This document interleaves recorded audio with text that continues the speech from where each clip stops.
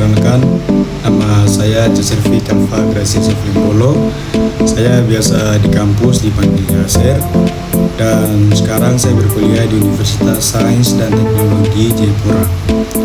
Dan di sini saya akan merangkum atau merespon ulang dari beberapa tugas yang sudah kita pelajari yang berjudul tentang pengantar hubungan internasional, yang dimana kita akan meresum beberapa slide-slide. Nah, untuk slide pertama itu adalah pengantar hubungan internasional. Slide ini pembuka dan slide ini berisi tentang dasar atau isi garis materi, yaitu pertama ada dasar hubungan internasional, dua, definisi dan makna hubungan internasional, tiga, ruang lingkup serta isu-isu dalam hubungan internasional, dan yang keempat ada perspektif hubungan internasional. Intinya dari slide ini itu mereka kayak memperkenalkan tentang topik utama yang akan dibahas dalam keseluruhan materi. Jadi ya itulah yang nanti akan kita bahas. Dan yang kedua, ada slide kedua, yaitu dasar hubungan internasional.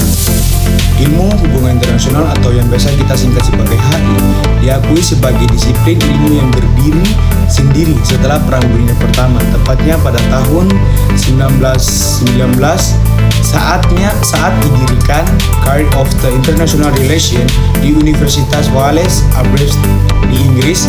Sejak saat itu HI berkembang dan berdampingi dengan bidang ilmu lain seperti politik, hukum, ekonomi, filsafat, dan diplomasi.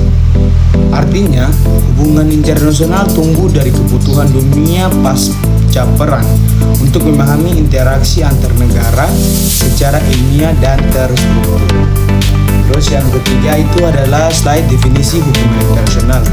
Ada dua pengertiannya. Yang pertama itu dari HI sendiri itu adalah sebagai fenomena. HI dipahami sebagai interaksi yang terjadi antar aktor-aktor tertentu, baik negara maupun non-negara, yang melampaui batas-batas wilayah nasional. Contohnya, kerjasama ekonomi antar negara, hubungan diplomatik, dan konflik internasional. Terus yang kedua, sebagai disiplin ilmu. HI adalah bidang kajian akademik yang mempelajari bagaimana dan mengapa aktor-aktor tersebut berinteraksi lintas batas. Jadi HI bukan hanya praktik hubungan antar negara, tapi juga ilmu yang mereka menganalisis dinamika global. Terus yang keempat itu slide makna hubungan internasional. Nah, kalau kita belajar tentang makna nih, makna hubungan internasional itu meliputi beberapa hal. Yang pertama nih, ada hubungan antar negara tidak terjadi sama sekali atau tidak terjadi sekali saja, melainkan berulang-ulang dan berkelanjutan. Yang kedua, meliputi berbagai bidang politik, ekonomi, sosial, dan budaya. Yang ketiga, terjadi antar lebih dari satu negara, artinya melampaui batas domestik suatu negara.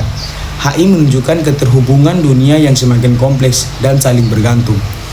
Untuk slide yang berikutnya, yang slide kelima, itu adalah elemen-elemen hubungan internasional. Menurut George de Hassard dan Stevenson, ada beberapa elemen penting, yaitu negara berdaulat, yang kedua nasionalisme, yang ketiga imperialisme, yang keempat keseimbangan kekuatan atau balance of the power, yang kelima ada diplomasi.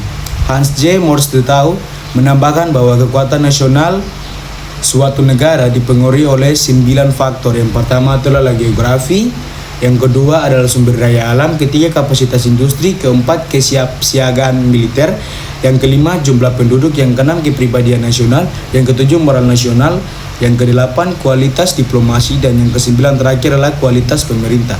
Semua unsur ini menentukan posisi dan pengaruh sebuah negara di dunia internasional. Yang slide berikutnya, slide yang ke-6, pola interaksi dalam hubungan internasional. Ada 3 bentuk utama pola interaksi: kerjasama atau cooperation, hubungan saling membantu demi kepentingan bersama. Contohnya seperti ada ASEAN, PBB, WTO, itu aja sih. dan persaingan kompetitif. Negara yang saling berlomba dalam bidang ekonomi, teknologi, atau pengaruhnya politik. Terus yang ketiga adalah pertentangan atau konflik. Muncul jika terjadi benturan kepentingan yang bisa menimbulkan perang atau ketegangan diplomatik. Ya itu aja sih. Dan interaksi internasional tidak selalu damai, bisa berupa kerjasama atau konflik tergantung kepentingannya. Jadi selalu pasti ada konflik dan ya gitu sih. Selanjutnya yang ketujuh ada ruang lingkup hubungan internasional. Ruang lingkup hubungan internasional terbagi dua pendekatan. Orientasi klasik. Yang pertama tuh fokus pada hubungan antar negara dan isu militer seperti perang dan perdamaian. Terus yang kedua orientasi modern atau kontemporer, lebih luas dan lebih kompleks. Terus yang kedelapan itu adalah isu-isu dalam hubungan internasional. Secara umum isu-isu HI terbagi atau dibagi menjadi dua kategori. Yang pertama high politik. High politik itu menyangkut kelangsungan hidup negara atau state survival seperti keamanan, militer dan politiknya. Contoh, perang pertahanan, kebijakan luar negeri dan ekonomi global. Terus yang kedua adalah low politik, yang berkaitan dengan isu sosial dan kemanusiaan lintas batas seperti perdagangan narkoba, penyeludupan manusia. Terus yang ketiga pemanasan global, kejahatan. Itu semua sudah terorganisir di internasional. Kedua jenis isu ini saling berhubungan dan sama-sama penting dalam dunia modern. Terus yang slide yang berikutnya adalah aktor-aktor hubungan internasional. Aktor dalam HI atau hubungan internasional dibagi juga menjadi dua.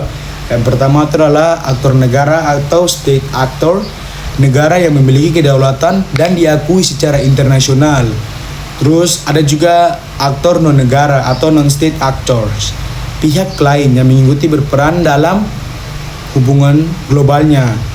Kalau untuk aktor non negara kini berpengaruh besar dalam membentuk kebijakan dan opini internasional. Untuk slide berikutnya adalah pengelompokan negara. Nah, tadi kan kita bahas tentang aktor-aktor, sekarang kita membahas tentang pengelompokan negara yang berdasarkan kekuatan dan pengaruhnya. Nah, yang pertama nih, superpower. Negara yang memiliki kekuatan global, contohnya Amerika Serikat. Ya sih, itu aja sih. Yang kedua adalah major power, kekuatan besar regional, contohnya Cina, Jepang, dan Eropa Barat. Terus yang ketiga adalah critical state, negara yang strategi karena posisi atau sumber dayanya, seperti contoh Iran, Arab Saudi. Iya, benar itu aja. Yang middle power, negara dengan pengaruh menengah, contohnya Indonesia, negara kita, Afrika Selatan, Korea Utara, dan Pakistan. Pengelompokan ini menunjukkan tingkat pengaruh masing-masing negara di panggung internasionalnya. Nah, teman-teman, itu saja sih yang saya bisa resume dari file yang sudah kita pelajari atau slide yang sudah kita pelajari, yang materi-materi yang sudah kita pelajari yang diajarkan oleh Bapak Yakob. Dan saya harap dari resume ini saya bisa mempelajari lebih jauh lagi tentang apa tuh hubungan internasional. Dan saya minta maaf sekali lagi jika ada salah kata, dan saya juga mohon maaf jika ada mungkin slide atau materi yang mungkin saya belum bahas. Saya benar-benar minta maaf dan saya mengucapkan terima kasih banyak. Dan shalom, semangat, Om Swastiastu, salam nama budaya. Dadah.